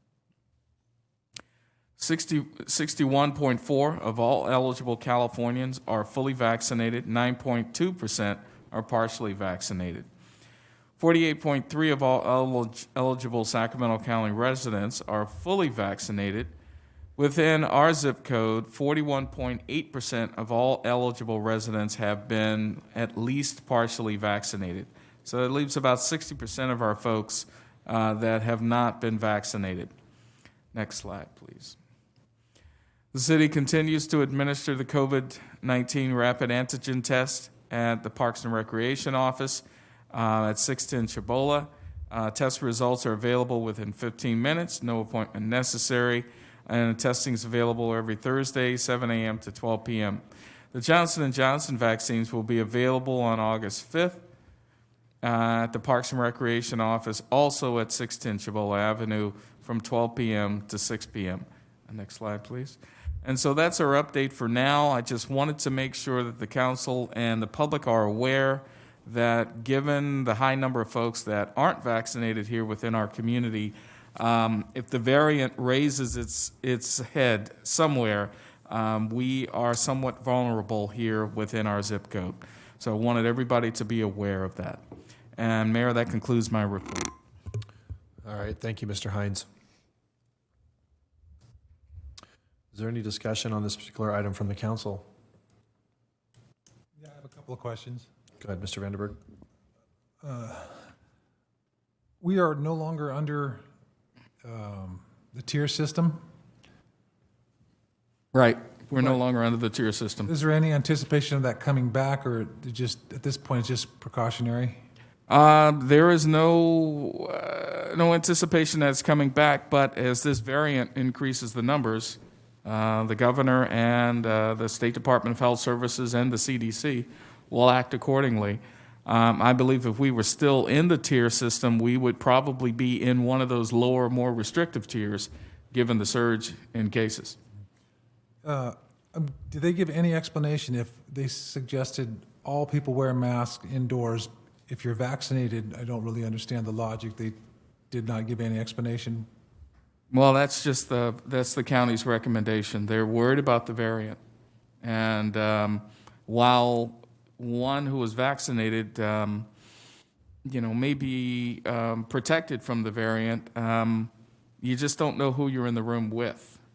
And since we don't really ask people for their vaccination status, we don't know who has been vaccinated or not. And so the wise direction is just precaution and just assume everybody's unvaccinated, wear your mask. That's all I have, Mayor. Thank you very much. Thank you, Councilmember. Any other comments on this particular item?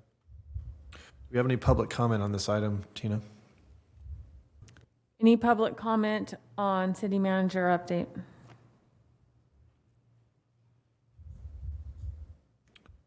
No public comment.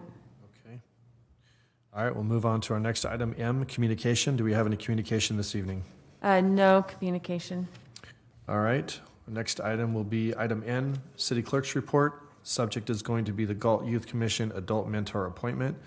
Ms. Hubert? Okay, so the recommendation is Vice Mayor Sandu appoint a community member to the Galt Youth Commission to fill a vacant position and remaining term ending December 2022. Vice Mayor Sandu appointed Mary Maga on October 6, 2020, and she submitted her resignation on June 2nd, 2021. The city clerk's office posted the vacancy on social media and on the city's website. An application was received from Talon Harris, who meets the required qualifications. Vice Mayor Sandu? Thank you. Thank you, Ms. Huber. I would like to appoint Talon Harris to the Galt Commission Committee. The reason I'm going to appoint him, I did interview him, and I strongly believe he has a strong passion about helping other youth, along with the good past experience in being a mentor. I'm confident he will add great value to the youth committee and its purpose. Tina, I would like to, I believe if he's on the phone, if you want to make any statement, could you check? He may be on the... Yes, is Mr. Harris on the line? Yes, I am. Would you like to make a comment? Yes, I would. Thank you, Vice Mayor. I'd like to say that I'm incredibly honored to be appointed to this position, and I'm really looking forward to giving back to the youth of this community and really just putting my foot forward and making you all proud. And I just want to say thank you again for this position and the honor, and thank you. Thank you, council members. Thank you, Mr. Harris. We appreciate you applying for the position. Mr. Vice Mayor, would you like to say anything else? No, thank you, Mr. Harris. I am full confident you will be add great value to the Youth Commission. Thank you. Thank you. Thank you. All right, we'll move on to congratulations, Mr. Harris. So moving on to item O, comments by staff. Mr. Hines? Yes, thank you, Mr. Mayor. I wanted to first off let the council know and the public know that I will be presenting the visionary Galt Master Plan, Galt Market Master Plan, to the Consumnes Services District Board of Directors tomorrow night. This is at their invitation. We had a sort of a 2x2 with them a few months ago, and the two members of the board felt the entire board would benefit from this presentation. So I wanted the council and the public to know that we've got an outside entity curious about our vision here in Galt. I talked with the general manager there at CSD, and he said, of course, all members of the council are also welcome to attend the meeting as well, and he wanted me to convey that to you all. So the meeting starts tomorrow at 6:30, and so myself, Craig Hoffman, will be there representing the city of Galt, and I wanted to let you know that. Next up, we have Armando Solis, our Director of Parks and Rec, with some good news about some of our programs for the summer. Armando Solis, Parks and Rec Director, if you don't recognize me behind this mask. I just want to talk about a few things, some exciting things, but first I want to start off with that July is National Parks and Recreation Month, so I just wanted to bring that up. Want to thank all my staff for all the hard work they do, and you guys still hear me? Mm-hmm. And just let everybody know I appreciate them.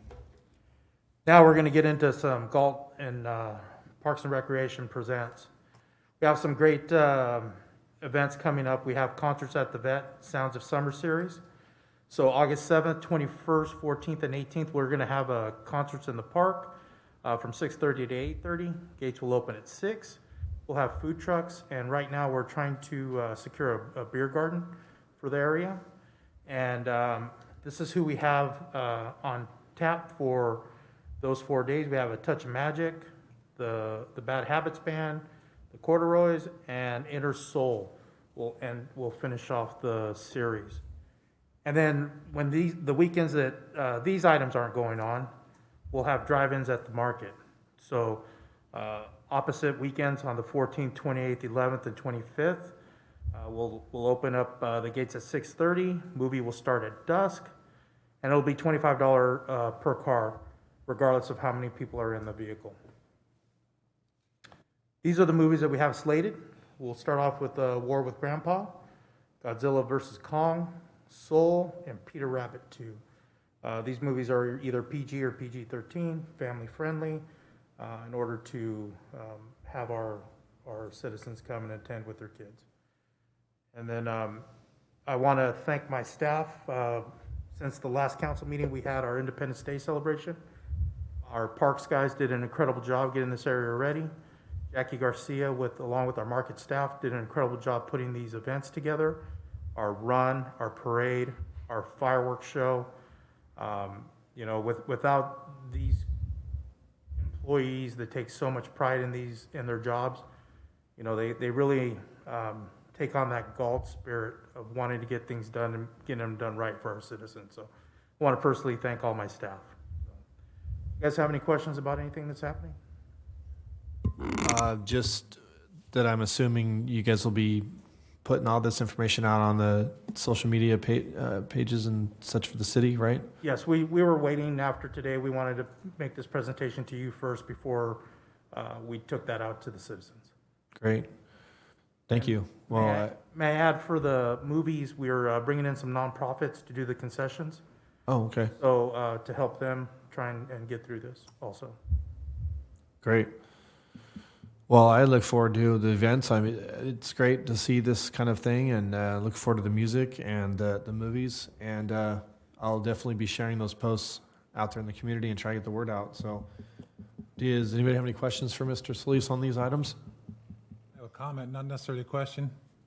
So just on behalf of, I think I could speak for everybody on the council, I'd like to, please let all the employees know we appreciate all the hard work they are doing on the lighting and landscaping on a minimum budget. I know the complaints probably won't, diminish, rightfully so, perhaps, but I just want to extend that gratitude out that they are doing a lot of good things with a minimum effort. That and the 4th of July parade, 4th of July, great job. Seemed like it went off very well. Thank you.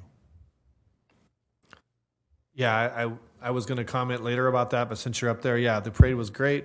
Not really knowing what we were going to expect this year because coming off of, last year was really rough and no parade, no anything. And so I was very pleased to see the amount of participation, not only participating in the parade, but the amount of spectators was phenomenal. And it was really fun. I'm glad I know all the council members were in the parade, as far as I know. So all of us had a good time. I'm assuming it was great. The weather was not too brutal, so we all survived. And those of us driving old vehicles like myself were able to get through, and that's a success.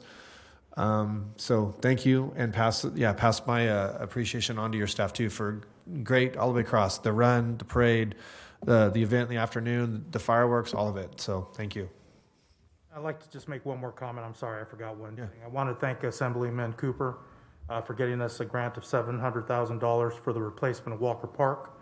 I know we have a representative of his office here, and so if you can please pass that on, I would appreciate it. Without that grant, I don't know that we could have done that project, and we probably have about 1 year left on that artificial turf. So I want to thank you. Appreciate it. Thank you. And your name again, we've met, yes, thank you for coming tonight, and please, pass along all our thank you for that, and I'll have to reach out to Assemblyman Cooper directly and express my gratitude. Thank you. Thank you, Mr. Solis. Next up, we have Amy Mendez, our Economic Development Manager. Good evening. Just wanted to put a quick reminder out there to folks about the C Street Enhancement Project Workshop. So this Thursday, we're going to be having a walking tour. The walking tour starts at 3:30 at Papa's and Wings on C Street, and the open house follows at 5:30. It is open house style, and so the feedback we're looking for is from residents, from businesses, and from anybody who wants to give feedback on the construction and the design as it relates to the C Street corridor. So we've done a pretty extensive outreach to the businesses and to the community. We mailed postcards last week to all of the businesses and property owners who are really within a boundary surrounding C Street. A Street would be the boundary on the north, down to Melody on the south, 4th Street to Fairway and Pine. And so businesses received the postcard inviting them to the workshop and the walking tour. An article went out with the newsletter last week. We've done a pretty robust social media push, and we've paid for a lot of advertisement on Facebook and Instagram. And so we're hoping that we can get a good cross-section of the community to give feedback. We're looking for businesses and for citizens.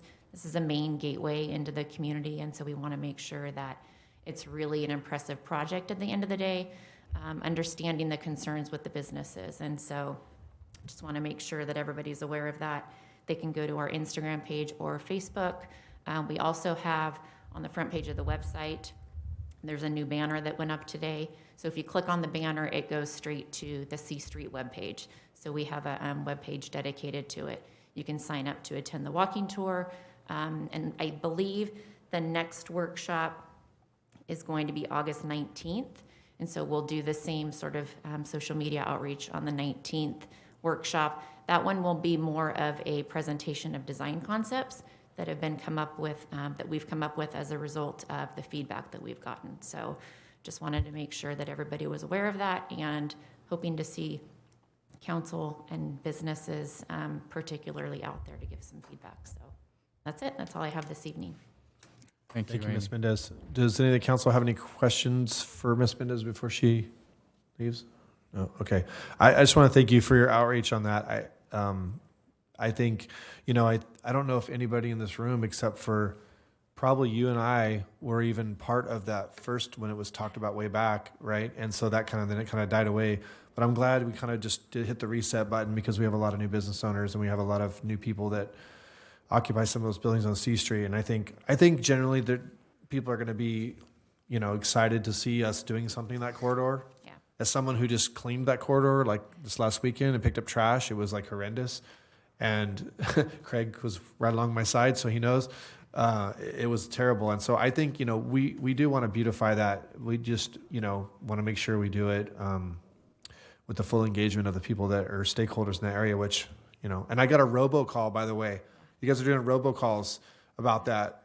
We got one at the shop, and I was like, what is that about? And she says, it's about the C Street project. I go, wow, that's kind of impressive. So definitely seems you guys are doing maximum outreach, so I appreciate that. We did. From our business license database, we've sort of pulled all of the businesses that we have information. So they've received personal phone calls. A lot of them are impacted by the construction on C Street. And then we've done email invitations as well as the robocall. So yeah, there's been, they're probably going to be sick of hearing from us, but we just want to make sure that they are engaged, especially the ones that are impacted on C Street with any type of roadway detours or that, may be impacting them. So thank you. Thank you. Good evening. And next up, we have Community Development Director Craig Hoffman. Hi. Well, good evening, council members. Tonight I wanted to let you know upcoming meetings. We received our comments from HCD on our housing element, and we will be having some upcoming meetings. August 12th, we'll be going before the Planning Commission. On August 17th, we'll have a City Council study session to review the comments that we received from HCD and present the housing element more in a track changes so you can see their comments, and then come back on September 7th for a public hearing for adoption. So I'll make sure we get you those documents early so you can review them. And on all three of these meetings, they will be posted in the Galt Herald. Make sure that we're doing outreach. And the Galt Herald has done a great job. They've already done at least 3 or 4 nice stories about the housing element. And we'll try to see if we can get some more information out there so the public has it.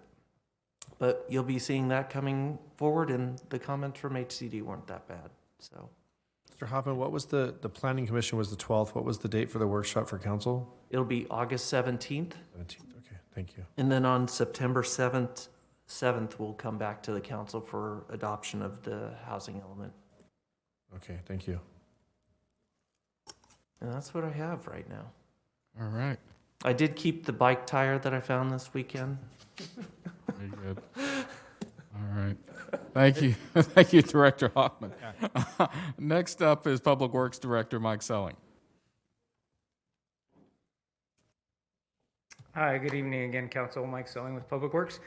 Just a couple of quick things. First off, as you just heard from Amy, she has just been really enhanced, I think, the outreach effort, along with our consultants, outreach sub-consultant for the C Street Improvements Project. You heard all the various ways that they're trying to engage the community, and I just wanted to thank her for all her efforts on that. We're looking forward to a good project walk starting at 3:30 on Thursday, and then going into a workshop, just kind of a free form, kind of open house. I think as she noted, starting at I think 5:30 on Thursday night, and so I think it'll be a good kickoff to it. And we're looking forward to getting a lot of good input from the community on that. And then the other thing that I wanted to make the council aware of, the city received some grant funds through the oil, it's the oil program. I think there's one letter in that acronym that I'm forgetting, but essentially this is money that the state provides to local agencies to try to get folks that are changing their own oil to recycle it properly so it doesn't pollute the environment. And we had our first event back on July 10th and got about 20 folks or so participating there. We're looking forward to our next event. Will be September 25th is the target date for that. And probably looking to hold an event about every other month or so until we either run out of funds, I guess, or run out of time. We got about $5,000 this year. And so basically folks can come in and get a new filter for free, paid by the program. And we've also got oil change kits too. And so we're working with O'Reilly Auto Parts on that. And so just want to make sure that the community is aware of that opportunity. And that's all I got for you tonight. All righty. Thank you. Thank you, sir. Thank you, Director Selling. We checked in with the Galt PD. No comment from them tonight. Chief Small is back there. Checked in with our Human Resources Director, Stephanie Ben Stein. No comment from Human Resources. Tina, any comments from you? No comments, thank you. Okay. City Attorney? No. No comment. All righty. Very good. Mr. Mayor, members of the council, that concludes staff comments. All right. Thank you, sir. We'll move on to item P, comments by city council members, future agenda items. We'll start with our Vice Mayor, Mr. Sandhu. Thank you, Mr. Mayor. Give me the opportunity. First of all, thank you for the staff. Give us a good report on all the agenda items so we can make a decision. I also especially thank you for the police department. I seen they are very active day and night. And I know there is some catalytic converters stolen in this city, but they are very active. Last night, I'm going to tell you in a public, my wife coming from home to the hotel, somebody following her car. She just called me and I was outside. And then the next minute, I don't know what happened, there's two police officers just show up. And then they stop the car. That car rider, they said they just follow the wrong color. They said there's nothing wrong with it, they just follow the wrong color. And that was fine. So I was very happy. The police department is very proactive in this town. And I also like to thank you, Amy Mendes. She is, economic development director. She approaching the all developer where she need to. She very much approachable. I also like to thank you, community development director, and then also public works department. I get a chance to talk to the developer. They're very happy when they apply to any permit. And same thing with the inspection. And when you talk to the developer, they deal with the different city. And they said, this department is very approachable. And they praise this city of Galt. They're doing a very excellent job. Thank you for Mr. Hines, doing a great job to keep control everything. And I also like to thank you for the public comment. Thank you for the local media, Galt Herald. They were sitting down here in the chamber for 2 hours. Thank you for proactive in this city, whatever news. Thank you for Mr. Rashid coming here in this council from the Jim Cooper's office. Thank you for anybody make a comment, the public. That's our job and that's my job to listen to the public. Thank you for everybody else. And that's kind of my comment at the end. Thank you. Thank you, Vice Mayor. Councilmember Vandenberg. Pretty hard to follow that act, but I would reiterate that thank you very much for all the information given every week. You guys work incredibly hard to inform us as well as you can and answer questions. Besides all of that, I just have one question, Manager. A while back, I asked about a vote to open the flea market property. I wonder if you could just briefly update the council on where that stands. Sure, Councilman. Thank you. We're currently developing a presentation and a financial analysis of just such a scenario. It is a bit more of a more complicated question to answer, and because there are a lot of moving parts, and there are a lot of vendors, and there are a lot of competitors that we have to address in our response to council. So Armando Solis and his team are pulling together at this point, a very long PowerPoint presentation. We'll cull that down and get this in front of council probably sometime this fall, and we'll get that, again, we'll try to get that question answered. It may not be the answer that one would think based on our analysis. Thank you. Okay.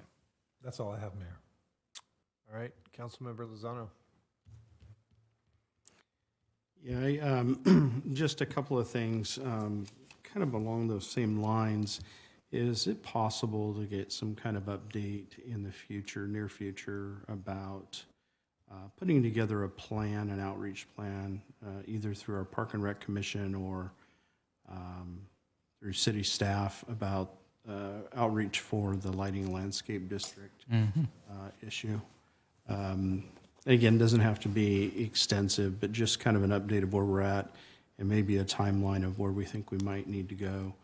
I'd really want to, at least in my mind, after tonight's presentations, I really want to get a handle of what the community needs are and desires are.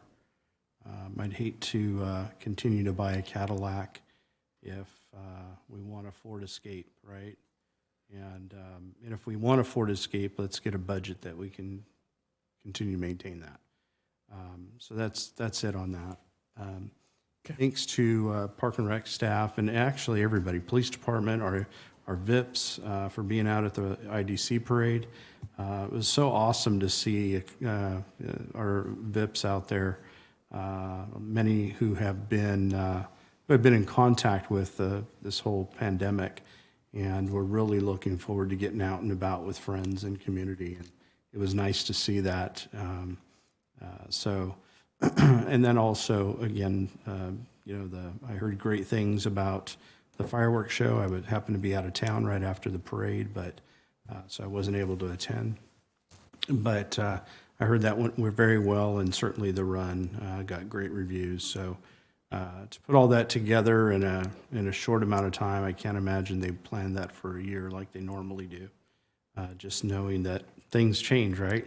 So thank you to the staff for that, and I want to thank the staff, specifically city manager, for taking all the time you did with me this week on staff reports and other things. Man, I know I did. I normally don't take up that much time, but I appreciate you humoring me a little bit and for all the work that you do in the community outreach, and I appreciate that. So thank you so much, and that's all I have. Thank you, Councilmember. So I will conclude by just saying, first I want to congratulate our new council members. Kevin's not here tonight, unfortunately, but Councilor Vandenberg for your first, you've been a council member for, 6 months, 5 months now, and it's the first time you actually get to sit in the chambers. So it's got to be kind of a cool experience to see, it's a lot different than playing Brady Bunch on the Zoom screen. And to Mr. Hines, first time sitting in the chambers in official capacity, and our new interim attorney, Mr. Splendario. So to get a feel for hopefully, we don't know what the future holds, but for tonight, we're all here in our Sunday best. So, thanks to IT for getting everything figured out tonight. If they're listening, I know they were working right up to the meeting to try to figure out the logistics of the phone-in comment and all that stuff, and I think it's been a challenge, but they did a good job because it's pretty smooth, I think, overall tonight. So, Just want to remind everybody about the C Street enhancement that Ms. Mendez mentioned. It's very important if you are a business on C Street to try to make that walking tour. It's at 3:30. If you can't make that, please try to make the open house at 5:30 at the Chibola. It's very important that you give input on this. This is going to affect that whole corridor. I think this will be a great project. We need your input, and we want to hear ideas so that they can best develop something that's going to be good for everybody. And so we don't have another council meeting till mid-August, is that correct? We have a meeting on August the 3rd. It's a early meeting. It's intended to have a light agenda because we're headed to National Night Out right after that meeting. And then the next meeting is on August, I believe, 17th. And that'll be a pretty full agenda. Okay. So I was just going to mention National Night Out. I couldn't remember if we were doing an early meeting or if we were not having that meeting. But National Night Out, August 3rd. It's a great event. Community park, sports complex, and the Meadowview Park. So if you want to know more information about that, follow the city's web pages and social media because it's always a really great event. I look forward to it this year. And thanks again to the Beautification Committee for the community cleanup. It's going to be the third Saturday of the month moving forward. We'll try to post things, and they will be posting some things. So the third Saturday, if you are interested in helping your community in a huge way, but takes a small amount of your time, a couple hours on a Saturday, we really could use the help, and we're doing great things out there with that cleanup day. So with that, I will wrap this meeting up, and it was good to be back here after 16 months. So I will adjourn the meeting. Good night, everyone.